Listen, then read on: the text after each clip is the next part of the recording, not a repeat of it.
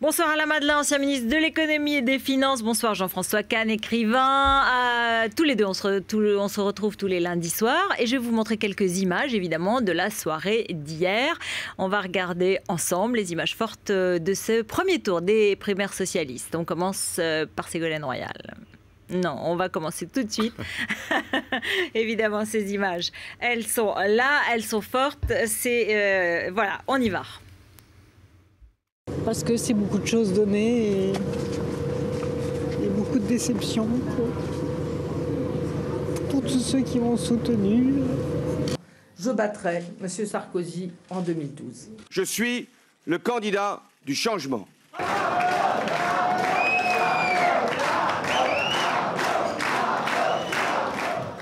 Voilà, vous avez tout compris. La défaite de Ségolène Royal, la bataille, le duel Martine Aubry, François Hollande et la joie d'Arnaud Montebourg, nouvelle star. Alain Madelin. Vous voulez que je commande quoi? Non, c'est l'actualité. Non, mais qu'est-ce que vous avez... La primaire elle-même, les larmes de Ségolène Royal... Voilà, on commence par ça. Par quoi? Vous avez été ému? Non, et au surplus, il n'y a pas de méchanceté dans ce que je veux dire, mais je me souviens de Martine Aubry qui, une fois aussi, avait un peu pleuré comme ça. Des gens qui pleurent sur eux-mêmes, j'attends de la compassion, de l'empathie pour autrui, qu'on pleure sur une situation, sur une misère quelconque. Pleurer sur soi-même, c'est pas tout à fait la même chose pour moi. Sur ses soutiens, elle a pleuré sur les soutiens qui l'ont aidé. Oui, bon, d'accord, bon, non commentaire. Bien, il n'en reste pas moins... Et vous avez été ému, Jean-François Kahn? Un petit peu, parce que c'est un peu injuste, je veux dire par là, qu'elle n'a pas perdu à cause de ce qu'elle est ou de ce qu'elle dit. Elle a perdu parce que les gens ont envie de battre Sarkozy et qu'ils ont dit c'est pas la bonne candidate pour battre Sarkozy. Donc elle a été victime de ce vote utile, en fait. Comme elle en avait profité en 2006, du vote utile. Comme elle en avait profité, on a tout à fait. Alors, moi, je suis un peu déçu par les primaires. Alors que vous en attendez beaucoup. C'est un beau succès de participation, démocratie, tout ça, ok, parfait, très bien.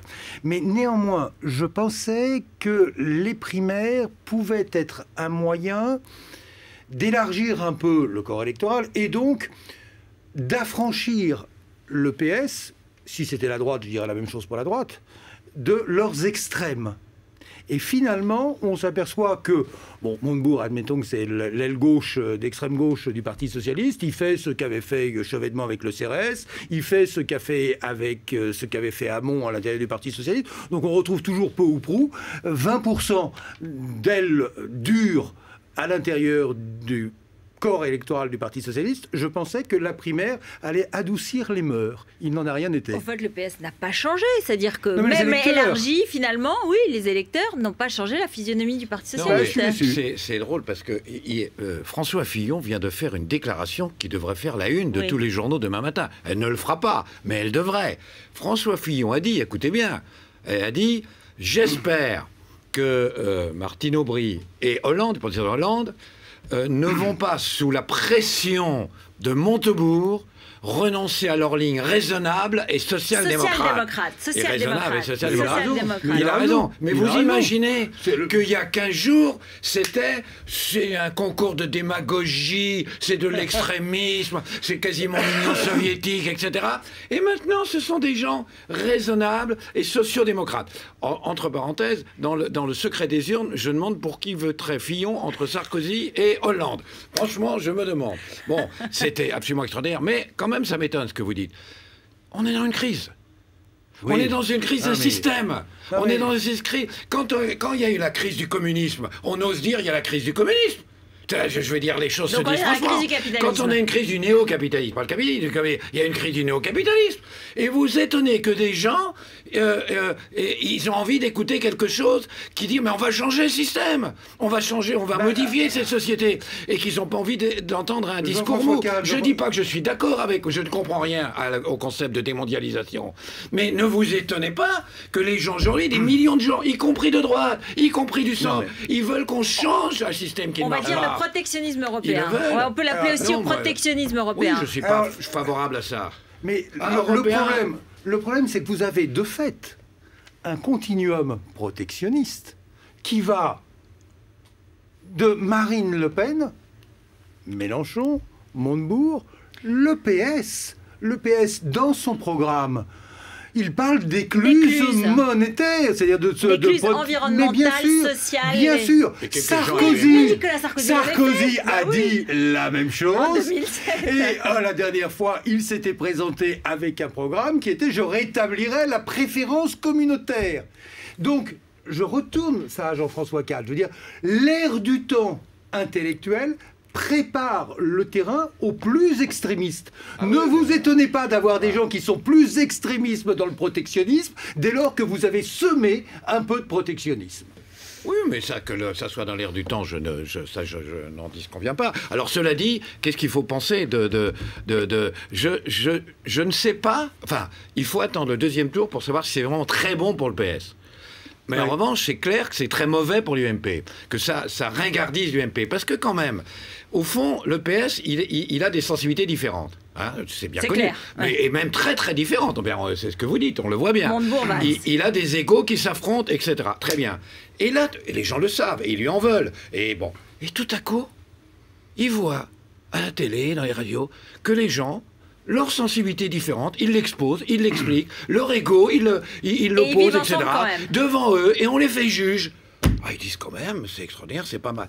Or, ils savent qu'à l'UMP, vous avez des sensibilités totalement différentes, incroyablement différentes entre les centristes, la droite populaire, etc., qu'il y a des égos absolument, mais exacerbés les uns contre les autres, qu'en privé, vous le savez très bien, en privé, il y en a des gens qui disent Sarkozy est formidable, mais il y en a qui disent il est horrible, et aujourd'hui, il y a des gens qui disent... bon, mais sauf qu'ils ne peuvent pas l'exposer. Le raisonnement de Jean-François Kahn serait exact si Jean-François Kahn était pour une présidentielle à l'américaine à un tour avec 2 grands partis. C'est quand même une vraie question. Dans ce cas-là, les primaires sont nécessaires. Mais moi, je ne suis pas certain d'avoir envie, cela a été dit tout à l'heure, une gauche dure ou une droite dure. J'aime bien qu'il puisse y avoir le premier tour dans les institutions françaises est aussi une certaine forme de primaire. Bon, primaire au PS très bien, peut-être primaire à l'UMP très bien, mais laissez vivre la démocratie et laissez vivre le premier tour. 17%, vous avez fait comme si elle avait gagné, qu'elle a fait que 51%.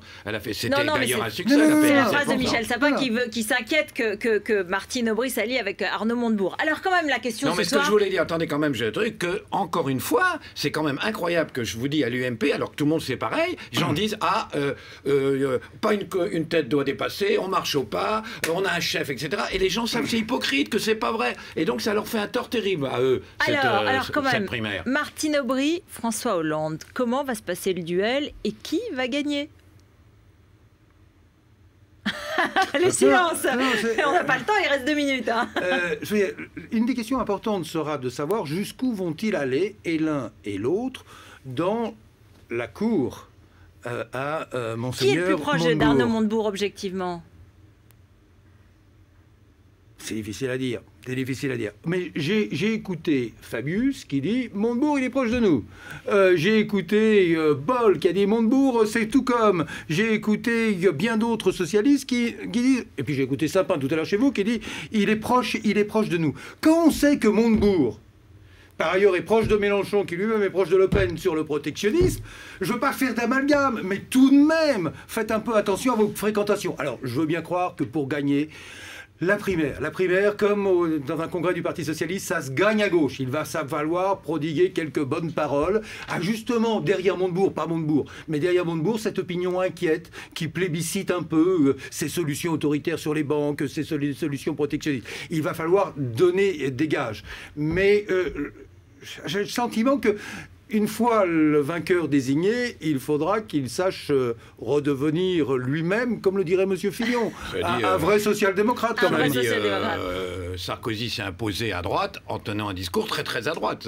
Et pourtant, il n'y avait pas de primaire, donc il n'y a pas besoin des primaires pour ça. Populiste en même temps, très populiste en même temps. Il y avait à la fois la droite pour la sécurité, pour séduire les électeurs de Le Pen, et en même temps les électorats ouvriers, l'industrie, le pouvoir d'achat, il y avait les deux. Aubry Hollande, il nous reste 1 minute 30. Aubry Hollande, comment ça va se passer? D'abord, c'est très ouvert. faire. Franchement, Oui, voilà, on peut pas savoir. 2, je pense qu'en vérité, l'un et l'autre est totalement différent de Montebourg. Je veux dire, Montebourg n'est proche en vérité, ni pour des raisons différentes d'ailleurs, ni l'un ni de l'autre. Il y a Montebourg qui a cru qu'ils étaient pareils. Je pense d'ailleurs qu'il prendra parti ni pour l'un ni pour l'autre. Mais moi, ce qui me frappe, c'est qu'il s'est passé quelque chose, c'est votre faute. Enfin, quand je dis c'est votre faute, c'est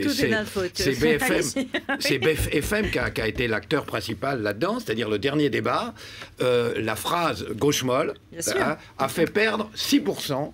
Vraiment, on voit bien, à peu près 6%. Elle me fait peur cette phrase, parce que j'ai le sentiment quand Martine Aubry dit ça, qu'elle signifie qu'elle veut une gauche dure. Oui, mais c'est ce qu'a dit Michel Sapin tout à l'heure. Elle n'a pas dit tout à fait ça, mais bon, c'est ce que l'on a compris. Ben non, ça fait peur, ça. C'est ça qui a fait perdre 6%, parce que les gens veulent en effet quelque chose de musclé. Bon, très bien. Mais ces 6% n'ont pas été sur Martine Aubry, ils ont été sur Montebourg. C'est-à-dire là... Donc ils peuvent retourner sur François Hollande. Ce que je veux dire par là, ce qui me surprend, ce que je trouve, c'est que là, sa faiblesse, c'est que les gens pensent qu'il est mou. L'autre, sa faiblesse, c'est que les gens pensent qu'elle est méchante. C'est un peu trop dire, mais qu'elle est acide. Or, elle a conforté son image d'acidité, sinon de méchanceté, et lui a conforté son image de mollesse. Et c'est ça que je ne comprends pas. Alors que leur intérêt, c'était l'un de se muscler et l'autre de se montrer empathique. C'est un grande surprise. Dans ce débat, nous avons besoin quand même que l'un et l'autre nous tracent le chemin d'une France ouverte et nous expliquent que le problème de la France, c'est pas le problème des Chinois, c'est le problème de la compétitivité de la France. Mais le réalisme, c'est le changement aujourd'hui. Merci beaucoup, merci à tous les deux. Tout de suite à la Marchale et le 20h évidemment, on se retrouve.